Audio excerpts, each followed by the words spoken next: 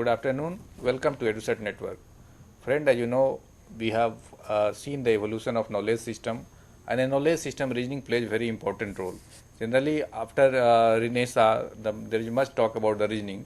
Where does the reasoning stand, whether in Western world or in the Indian way of living? Though it was not in theory, but we are already having in practice the reasoning theory. So the reasoning plays a very important role in any knowledge system. So we will try to know the various aspects of the reasoning, either Western way of thinking or the Indian way of thinking. There are much talk about in the world over in present scenario. So on your behalf, I welcome Dr. P.K. Pandey for discussion on this very topic. Dr. P.K. Pandey is a professor at the Center for Linguistics, School of Languages in Jawaharlal Nehru University, and has experience of about 30 years of teaching, and has also written one book on Indic script. Another book is in press. The name is Sounds of Indian Languages, and presented a number of papers in different national and international journals on this issue. So on your behalf, I welcome Dr. Pandey for EduSet lecture on this topic, a debate in social science. Welcome, sir. Thank you, sir. Thank you very much. So, friends, today's topic is modern mode of reason in present-day academic research, or alternatively, is there a Western way of thinking? What I want to discuss today is a kind of reasoning that seems to be prevalent in the theories of the present day. My purpose, however, is not to be able to go into anything like a cultural difference between the West and the East, as is found in some of the recent writings. For example, we have there is a very well-known paper by A.K. Ramanujan called "Is There an Indian Way of Thinking?" And there is literature on what is known as Eurocentrism and East and West rationality. I assume that the kind of reasoning that we are going to inquire into is a historical kind of phenomenon that characterizes modern theories of the present times. We would like to take a look at it and what it is, what are the characteristics of this kind of reasoning, and what are the consequences of this kind of reasoning. Researchers in the academic field of today should be aware of this kind of predominant way of reasoning and its consequences. The way I look at the reasoning that seems to characterize modern theories can be given a name called dichotomous reasoning of a special kind, namely contending dichotomous reasoning. The general operative definition of this reasoning is this. Given an object of inquiry, let's call X, assume that it has apparent duality. So it's divided into two parts, consisting of the dual elements, let's say A and not A. Take up one of the elements of the duality, say A, and argue that it is of primary importance, it's basic, and it sort of comes first. While the other, that is not A, is of secondary importance, it's sort of derived from something else, and then conclude that for an explanation of the object, let's say X, the proper subject of study is A and not A. Or the opposite of this, you look at the other side and say that is primary, that is basic, that is first, and then the other one is secondary, is less important, etc. And so the focus should be on this, not on that. Now, what we take an instance of this I'm going to look at some of these things in social sciences, but my focus is linguistics a little bit because that is my field of inquiry. For example, in this book, a very famous book which has had a wide-ranging influence called Chomsky's Knowledge of Language, Its Nature, Origin and Use, Chomsky has these three main, let's say the first three chapters go like this. And the whole book is organized like this. Chapter 1, it says knowledge of language as focus of inquiry. And then there is chapter 2, which consists of several subsections. Concepts of language, the common sense concept and departures from it, externalized language, internalized language, the shift of focus from E-language to I-language. Why is the shift? The empirical basis for the study of I-language, and then some consequences for the shift of focus, and then the chapter is about I-language. So the division between the study of language as E-language externalized and I-language internalized, and that internalized is the main thing, and that we should be looking at the internalized view of language. Now this is the kind of, it's an instantiation of the kind of reasoning that we have talked about. We notice two shades of this. One I would like to call contending dichotomous reasoning. That is the one which I have just described, where you want to argue that there is a competition between two aspects of reality, and one is better. And the other is complementary dichotomous reasoning. Complementary dichotomous reasoning looks at the complementarity of the two. There is no competition.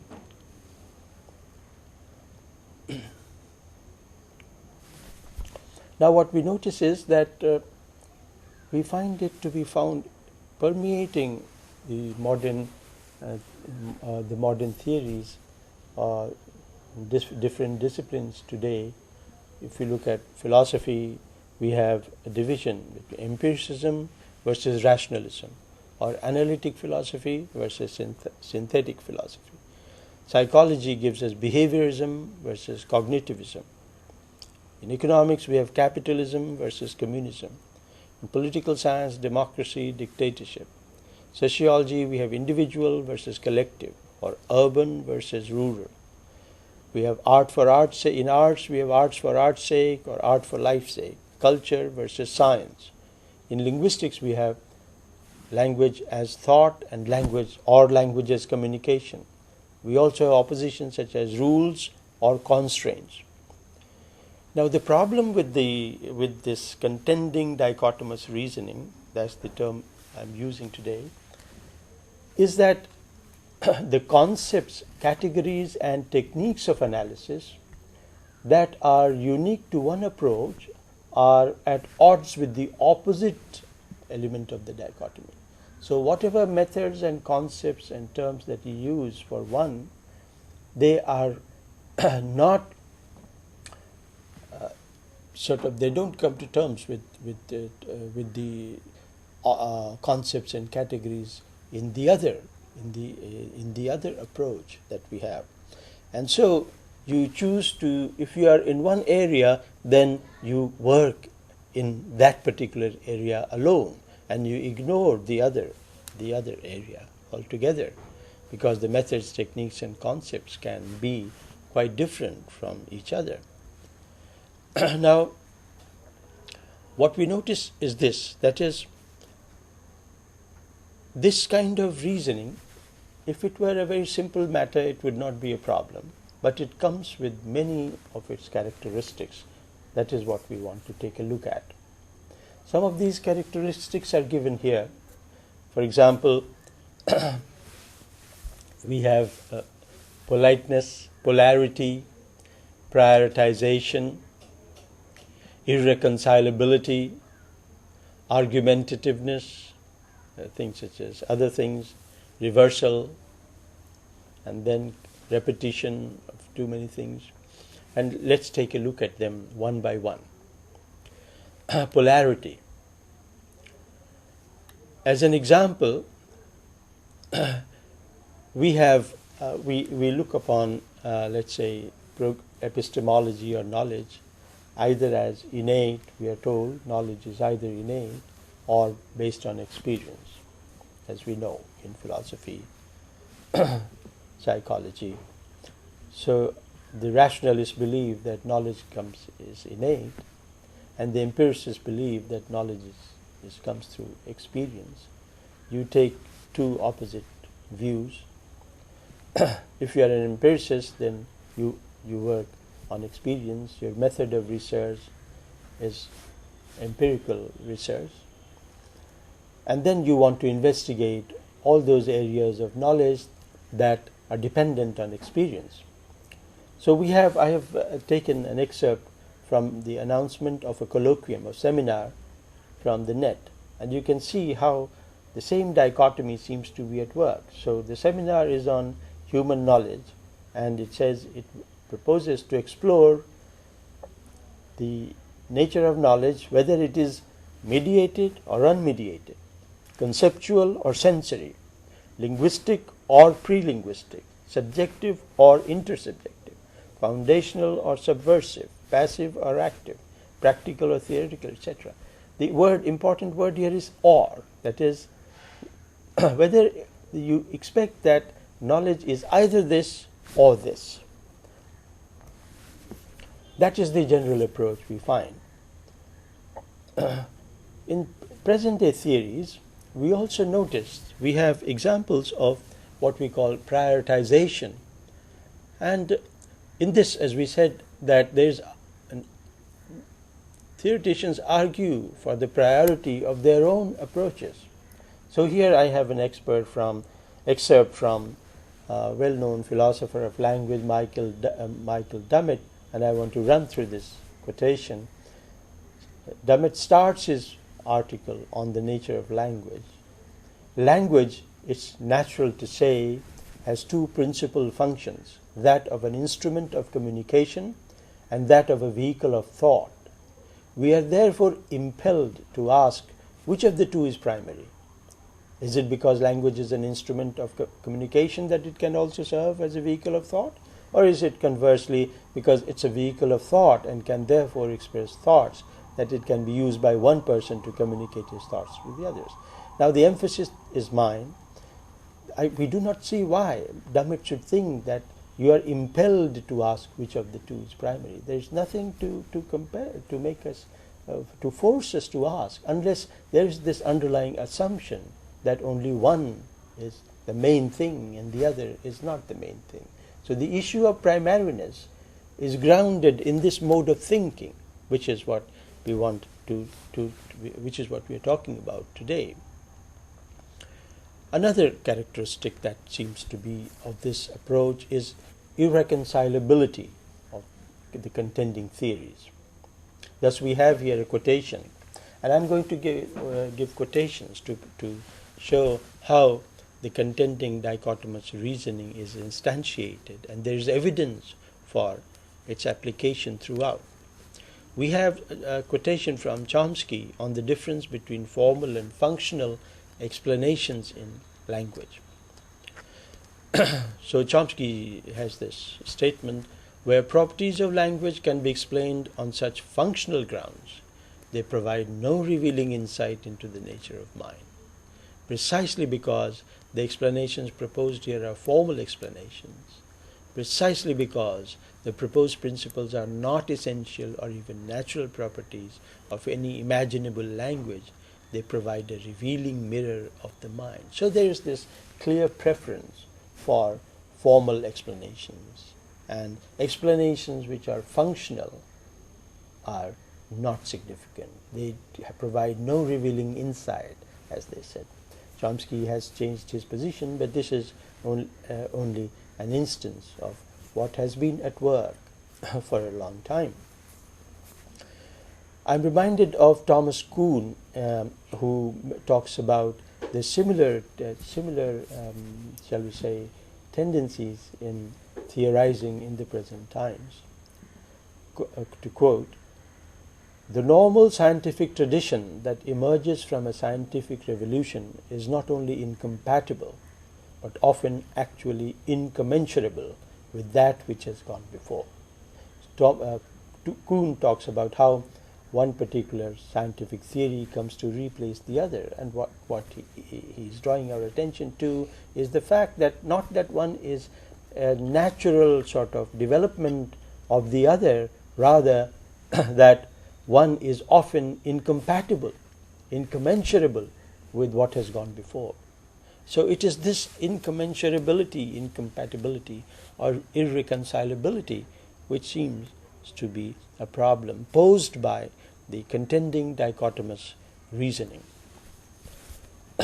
What is the consequence of this? The consequence of this is that once you take an approach of looking at only half the reality and ignore the other half, there will be a time when the reality in total cannot be explained. There will be dissatisfactions, there will be difficulties in explaining phenomena which have a bearing, phenomena which are a consequence of factors that belong to the other aspect of the phenomenon. And as a result, it so happens that you realize the importance of the other aspect. And when that happens, then there is a reversal. Had there been a focus on both the aspects from the start, with progress in knowledge developing, with work in both areas, then there would be no scope for reversal.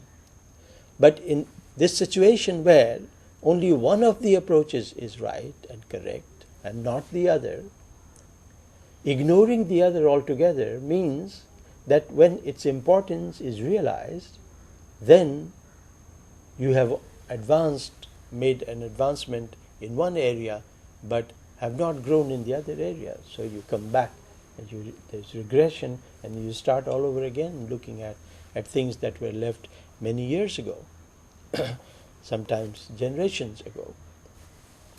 So we notice that modern theories experience this kind of thing, this reversal phenomenon. That is, phenomena which are ignored, which have been left out, and then you take them up again. Another aspect of the contending dichotomous reasoning that is found to be prevalent in theorizing in the modern times is argumentativeness. What I mean by argumentativeness is the following. That is, there are two senses in which we understand the term. Number one, that the theory supersedes evidence. That is, the evidence is used to prove the argument. So the argument is already there. All you need is to collect evidence to prove it. So it's not that the normal approach is to collect evidence and to find what is the truth, and what is the outcome of this evidence. Here the argument is already pre-planned. It selects supporting intra-theoretic evidence. The other aspect which is found in all areas of knowledge in the present times is that the evidence comes from within the theory. So let's say if you are a practitioner in let's say cognitive psychology, then the phenomena that you will be inquiring into are the phenomena that help show the importance and significance of the methods and concepts of cognitive psychology. Any phenomenon which cannot be treated or explained well is sort of left out, and the evidence that is used to support will be used to support cognitive psychology will be evidence that will come from within the work of cognitive psychology. So this is one of the traits of contending dichotomous reasoning. You overlook the evidence and data coming from the other fields. That's what we mean by being argumentative. Now, having looked at some of these characteristics of contending dichotomous reasoning, let us try to see where the roots are of this. The roots of of contending dichotomous reasoning are in, shall we say, science or normal science. That is, in science, it is easy for us, not only is it easy, but it is essential to select an area of inquiry from a much vaster area. In order to be able to have experimental data, in order to be able to inquire deep into data, you would like your methods are sort of constrained to limit and to restrict your area of inquiry, which is fine for science. And as we know that one of the most valuable things of the present times, and especially coming from the Western world, is the importance of science. And no better method of advancing knowledge is available to us than that has come from natural sciences. However, the problem with this is that when you have to do vaster holistic thinking, then the method does not seem to work. So the method cannot be extended to apply to theorizing in general. So what is very instrumental in the growth of knowledge in areas where focused and deep and restricted exploration is concerned is a disadvantage when we apply it to a whole area. We are reminded of the claim that was made by Thomas Kuhn about the development and growth of science. Kuhn talked about Kuhn's work is characterized as supporting irrationality in science. That is, the factors that lead to the growth and development of science do not come from an extension of an existing scientific theory through falsification, as Karl Popper argued, but what Kuhn claims is that often the changes come from other social factors, and it's a phenomenon that has no clear explanation in terms of falsificationism. And this is so on these grounds Kuhn has often been charged of irrationality in science. However, if you try to, if there is a grain of truth in what Kuhn is saying, then we have an explanation for why this irrationality exists in growth of science. It is because in most areas and in most fields, the mode of reasoning has been contending dichotomous reasoning, where you focus on one aspect of reality and ignore the other. And so when the shift comes, it comes full circle. But often there is no relationship between the theories that replace one another. Now, the question that I would like to address now is how do we get out of problems? There is hardly any discipline which is left untouched by contending dichotomous reasoning. How do we get out of this? Thinkers in the present times, in most disciplines, have been concerned with the problem posed by these contending theories, shall we say. I am aware of at least one philosopher, namely Ernst Gellner, who talked about the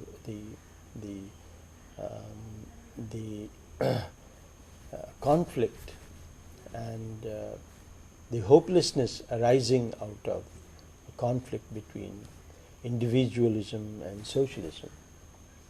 Gellner discusses this in his work on Wittgenstein, where he talks about the change that or a reversal that happened in why in the work of Wittgenstein in his philosophy of language, from language being an individual trait, the possession of the individual mind-brain, to language being a social phenomenon, something like a game of chess. And Gellner proposes that the difference, the dichotomy that seems to exist between individualism and socialism in Wittgenstein's thinking about language, and this kind of dichotomy that can be found elsewhere can be resolved by some kind of a synthesis. So in the Eastern way, in the Indian way of thinking, we don't even have to talk about synthesis. Actually, when you notice the differences in the views or aspects of reality, then you try to see how these different aspects of reality coordinate. So the coordination, the difference is not important. Nobody is concerned about which one of them is the most important or primary or basic. You are mainly concerned with trying to see how the different aspects of reality relate to one another, how they can be coordinated, how they work in coordination. That's the purpose. That's the approach that you take. And Gellner is talking about similar things.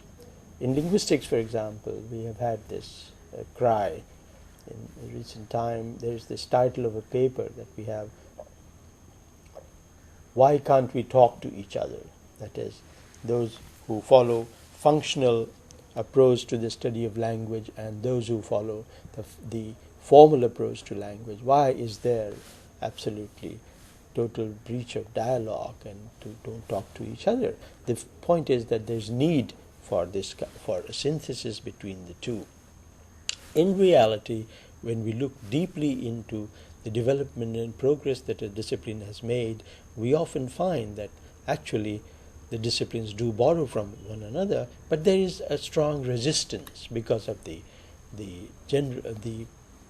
practiced mode of reasoning, which is dichotomous. So you are a follower of one approach and you use the concepts and categories and terms and methods of analysis of one approach, and you will not be concerned with the other approach. So there is a general trend now. Sometimes we find that there is this anxiety for synthesis. That is, you would like to have a synthesis between approaches. That is one way of resolving the problem. And it is necessary to distinguish contending dichotomous reasoning from some other kinds of reasoning. It's very easy. It's easy to confuse other kinds of reasoning that we experience in our day-to-day life. One and in the progress of knowledge so far. Contending dichotomous reasoning, in my mind, should not be confused with principles such as divide and rule, for example, which is a general negative principle of governance. As you know, divide ut regnis, divide et tempera, and we have expressions like these. This is something which is not contending dichotomous reasoning. This is a principle which is negative and belongs to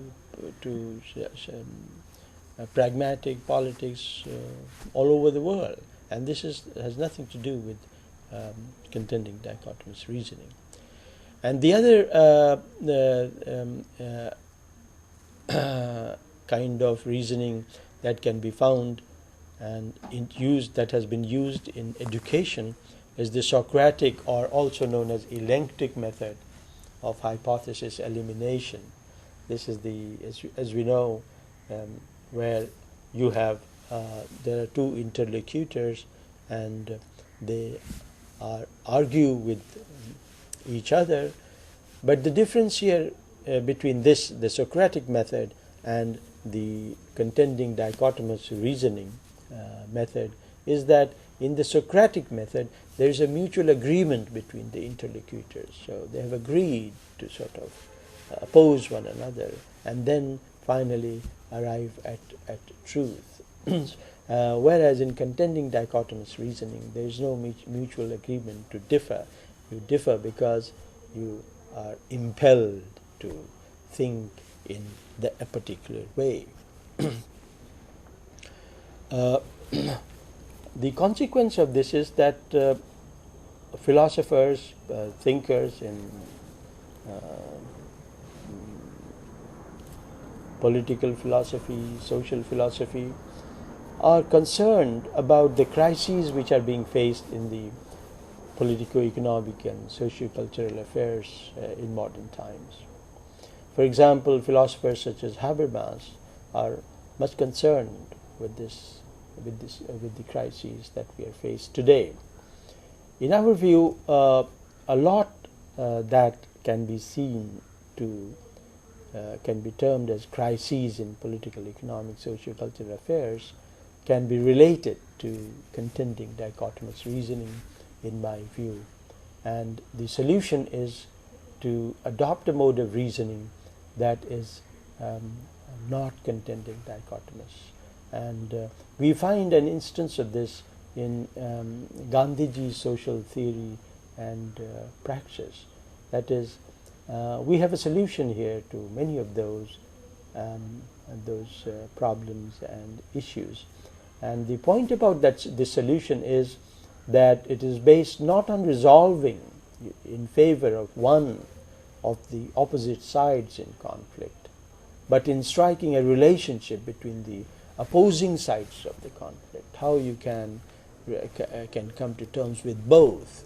And that is how Gandhiji's notion of satyagraha, for example, was such a puzzle to the Westerners, to the British rulers, where satyagraha does not believe in opposing the enemy or vanquishing the enemy, which is but coming to terms with this. So you don't destroy the enemy, you are not working to win the enemy, but you want to you want to come to a compromise, to an understanding with the enemy in order to resolve a certain problem. This is something which is which comes out of non-dichotomous reasoning. It comes out of this kind of general synthetic reasoning, which looks at reality as a whole and tries to look at the differences within it, the variety within it, and the coordination that is necessary and possible amongst the various elements of reality. Thank you very much.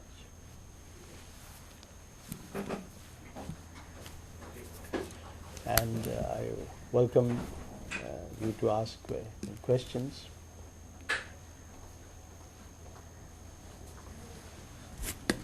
So this debate, Indian and Western, we are thinking this is also going in the different university of the West.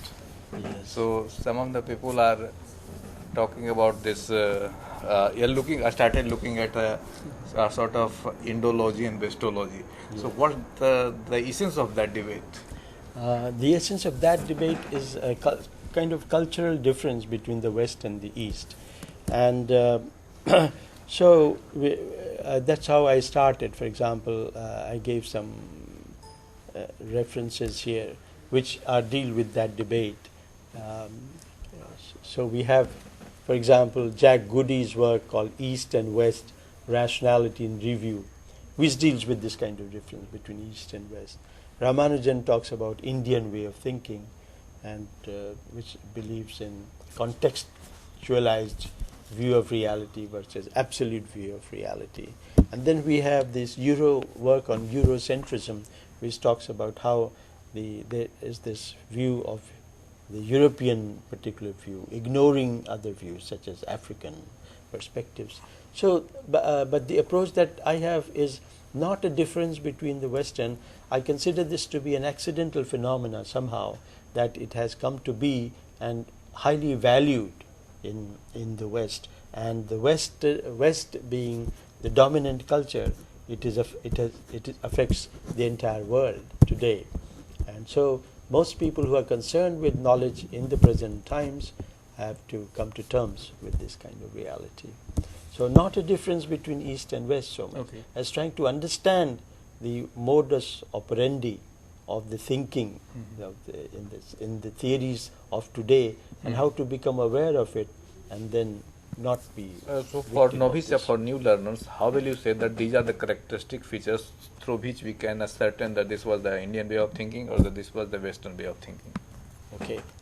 I would say that the Indian way looks at any phenomenon in completeness, and then tries to see how the different parts of a phenomenon, different aspects of it, are connected with one another, are related with, like the body.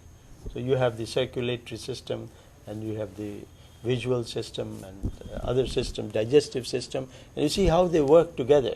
Whereas the approach, that the reasoning that we have discovered, that we have discussed today, it does not look at how the different aspects coordinate, rather which of them is more important and which is less important. The more important one has to be pursued, and the less important one has to be ignored. So this leads to partial growth and development in any area of knowledge. What happens in the Western, Eastern world is that this is more in the area of research. That is, researchers who take up a theory have no idea why that particular theory has been selected and what is the reasoning behind it. So they just take it and they continue to work in it. Now, the mode of reasoning not being, shall we say, natural to the researchers in this part, the researchers are not able to contribute anything original, and are often blind to the main issues that are at work in a given theory.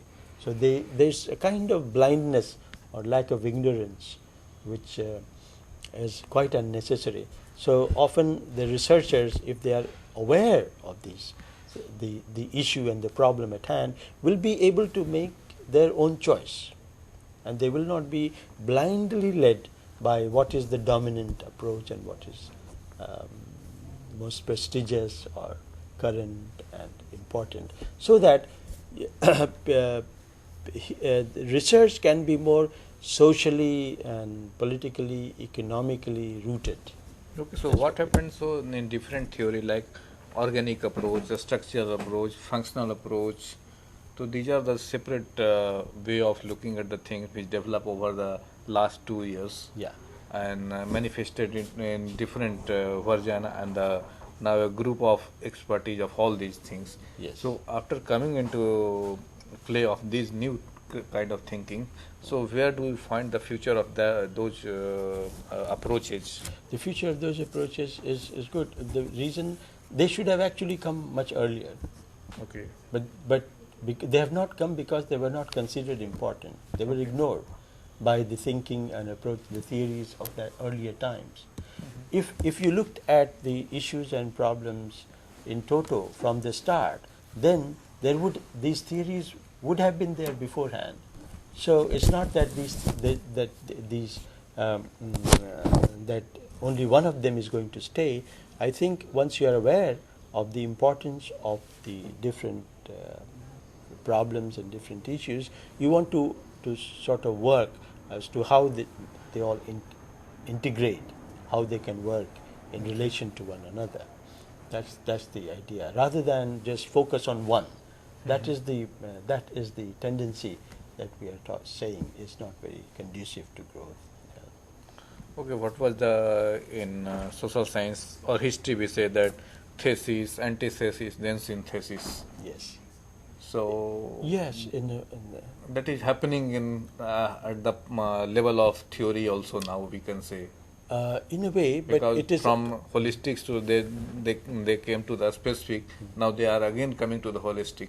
Yeah, I think this also is, in my view, this also is a kind of a result of the same kind of thinking, where you have thesis and antithesis and synthesis.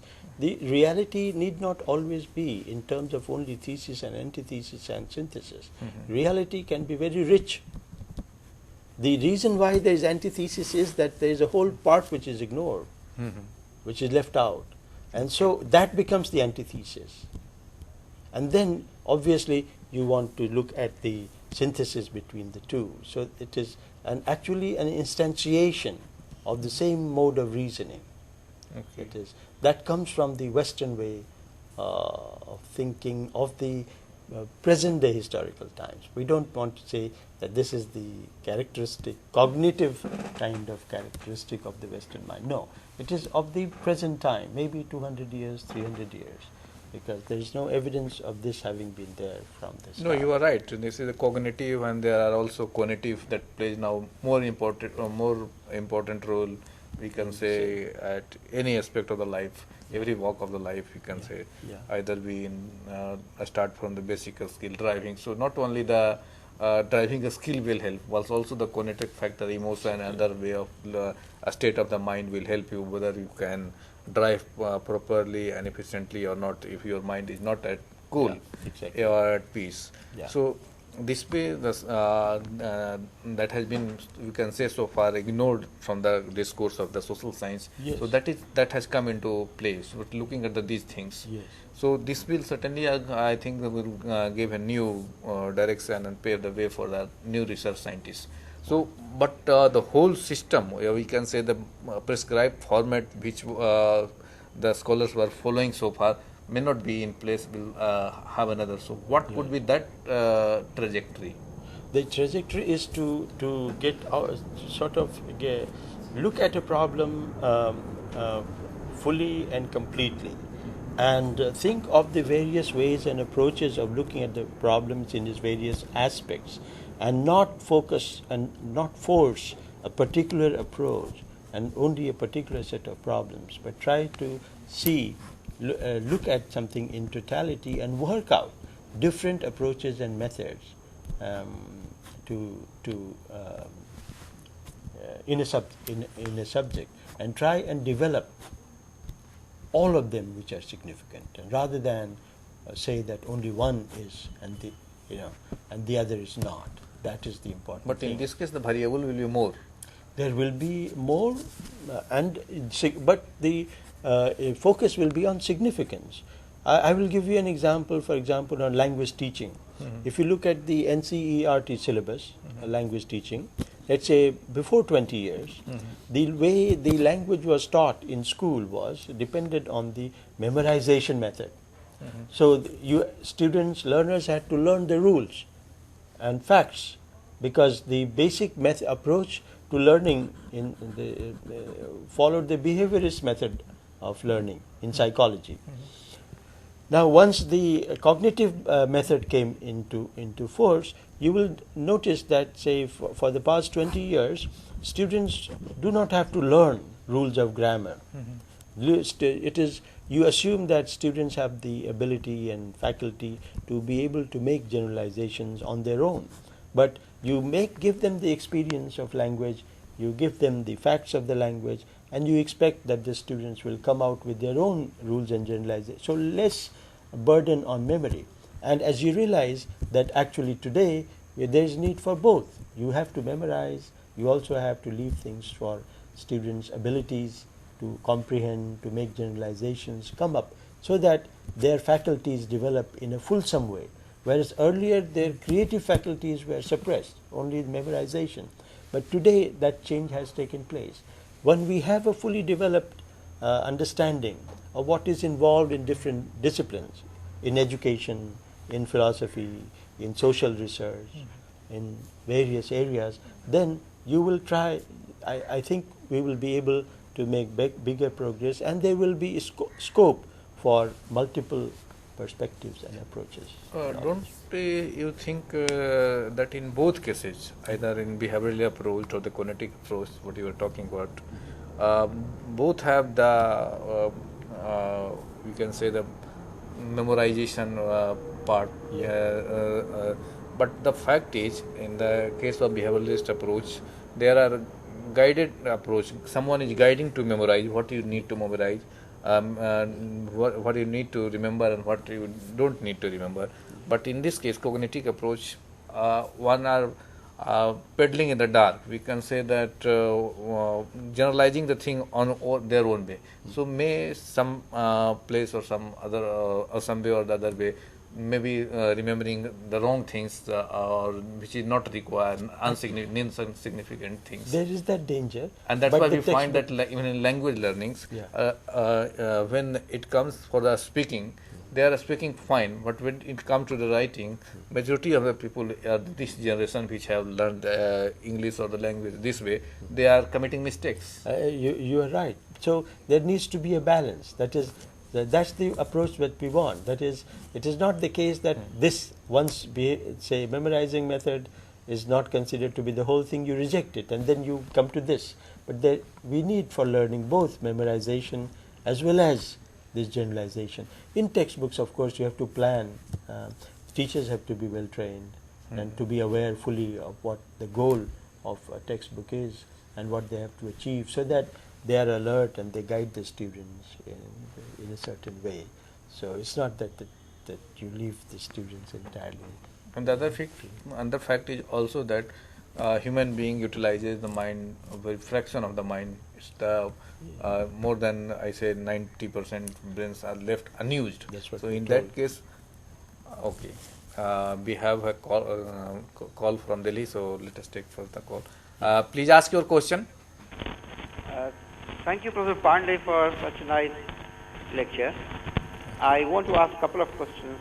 One is that, do you think there is an impact of this kind of logical structure on the social sciences, in the sense that, do you think the kind of theories that Indian social scientists are picking up is due to the kind of logical structure that they are familiar with? Second is that, do you think there is any difference between different language groups? Sorry, we are not hearing. Can you repeat your question, please? Sorry? Can I- Okay. Is that closer? First Thakur? is that, is it okay now? Yeah. Better. Please ask your question. First is that, do you think there is any reason, or can we explain this as a reason, the kind of theory that you have given, as a Yes. reason for the type of theories that Indian social scientists are picking up for explaining our own society? One. And second, that do you think there is a difference between different linguistic groups in India in this kind of logical structure of the language? And third probably is that, what do you think then would be the best possible way to teach English language to the students from Hindi heartland, particularly rural Hindi heartland? Thank you. Okay. Two questions are clear. The last question we could not hear. The first question about the reasoning of how to study the social sciences and all that. Yes, I from what I know, the information that I have, we have in social sciences as well, we suffer from the same problem. That is, the theories have come to us, and we follow those theories as they come to us, without really inquiring into the social problems and trying to select or choose a particular theory or a particular approach or concepts that are best suited to the solution of that problem. It's a question of selecting a paradigm. So we are sort of guided by the existing paradigms of research. That is what we have to be aware of. The research methods and techniques must come from our own understanding of the problems, of the social issues and problems that come to us, and we think of the methods and concepts and categories and approach to looking at the reality, the kind of data that we need, and how to analyze them, what particular concepts may be needed in our own social domain. I'm sure this must be going on, but no one can deny the fact that we usually go and for theories which are sort of considered important, dominant today. So we want to sort of focus not on the social reality first, and then think of an adequate or more suitable theory that should be followed. With regard to language teaching for students of the Hindi belt, it is the same approach that should guide us. That is, we have of course to be well aware of the issues and problems and the background of the learners, and have a method that is best suited to help the learners learn the languages, the importance of the surrounding languages, the importance of a language maybe and for academic purposes, and they should be taught using a method that helps them to learn the grammar of the language, and not only the grammar, that also helps them to learn the functions and uses of language. The teacher in the classroom has to check and evaluate the student's performance on the basis of whether the student is able to use the language in real life situations, and not just know the language and linguistic structure. So we have so far been following a method that is just given to learning language and in the classroom. So we need to sort of examine our the approaches, and no one can deny the fact that there is a lot to improve. There is a lot to be done in improving the way we handle, we manage our language teaching of millions in the rural and urban areas. Real hardcore thinking is involved in making the teacher aware of the issues and problems, and using proper techniques and methods in the classrooms. You don't need too many resources, technological resources. You only need to be competent and aware of what we have to do. In case of language learning, we have come across the many peoples when they learn, say, the native language like Bengali, Tamil, Telugu. They are very. It's a very easy to learn this language, and they consider it at par with them. But when it comes to learning English, they feel some kind of hesitant, some kind of inferiority, unity comes. So in this case, as you said, the background we know the background of people who are learning the language. Yeah. How you help to remove such kind of pre-notions that students have? Oh, I can't learn this. This is the language of that. Yeah. And that's why I have also come across the people who learn very quickly the Bengali, Tamil, Telugu, other language. Yes. But when it comes to English, Yeah. they fail to learn it quickly. Yeah. They learn the French very easy, but not learn English. Why it is so? First of all, is it inhibition, or let us say that this is true. Okay. See, there is no doubt the fact that the other Indian languages are around you. You have more experience of them. Also, they are very similar to your own language, so there is no fear of learning something which is only somewhat different from yours. Whereas English, when it comes to in the written form, the tradition of English teaching and yes, English teaching is that it is a formal technique. So not something which comes from near your life, but it's something which is there in the books. And when you look at the structure, not only the orthography is different, the structures are different, sounds are different, and so there is this feeling of a big gap between your own language and the other language, and that traditional formal method of presentation, I think, has been one of the main reasons why the language is sort of approached with so much awe. In my view, had there been a very functional approach to the teaching of English, that is, making the learners competent of using the language, the teacher making it sort of definite and certain that not only can the learner read and write, but actually he can use and speak the language in real life situations, things could have been quite different.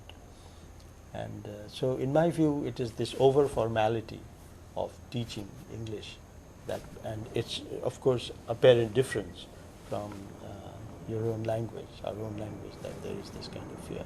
But a certain technique more given to using the language in real life situations, that seems to be necessary. And I'm sure that even in the rural areas, if I were given the opportunity to teach English, to plan English for the rural areas, I would give more importance to building the confidence of the learner in actually using in small little situations, in the classroom, at home, in office, and then also supporting it with formal education. There is a principle in psychology, classical conditioning. Yes.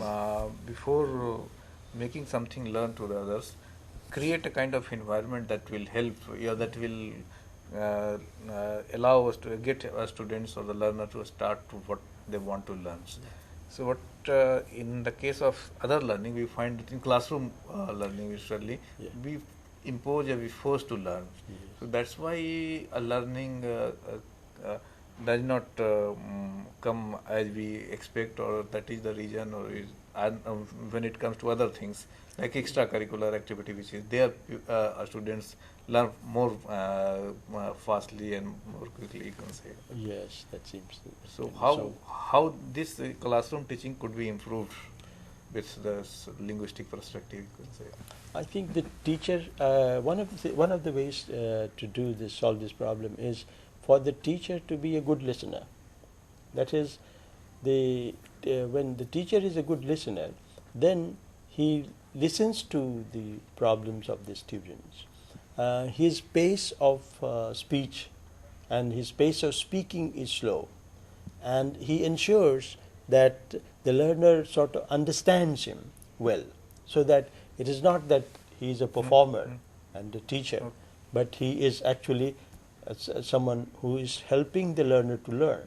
So this, and the more patience he shows towards his learners, I think the general environment is become more conducive to learning, and the learner is now confident that the teacher will pay attention to his issues and problems, and that is certainly has been found to be. Actually, pedagogues on English language teaching have discussed this issue, the phenomenon of how we need to be more learner-centered and things.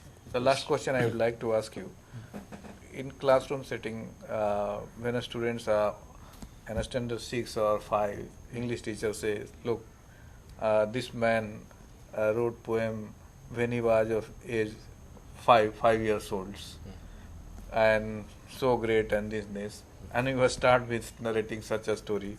So the students who are there to learn, they get an impression. Now I am in the age of 8, and he is talking about in the age of 5. He wrote this kind of thing. So I do stand nowhere.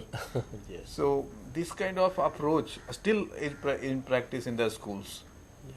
Well, it is the same. That is, there is more of teacher talking and giving importance Look, than the learner. The achievement, talking about the achievement of the great persons. Yes. So like Mahatma Gandhi did in the age of this. Yes. Sarojini Naidu at this age of this. Yeah. So the purpose of it that to encourage a student to inculcate values in them. Exactly. And narrating such things, what It's discouraging because it is, yes, that does not help. It can be used inspiringly, but that you are capable. If they did it, you are also capable of this, and so pay attention is one but thing. he did at the age of 5, and the students who are learning, he is of 8 years old. So how can he do this? Well, it can be presented. It depends on how it is presented, first of all, but certainly the main the emphasis is on encouraging the learner to learn rather than discouraging. Okay. So, well, friends, I hope today's lecture must have benefited all of you. Dr. Pandey have explained the various facets of learning and also talked about what is the debate going on all over the world about the social science and what could be the approaches. So I hope this lecture must have, you have got something from this lecture. So I thank all of you for watching the lecture, and on your behalf I thank Dr. Pandey for giving such an insightful lecture. Thank you very much. Thank you.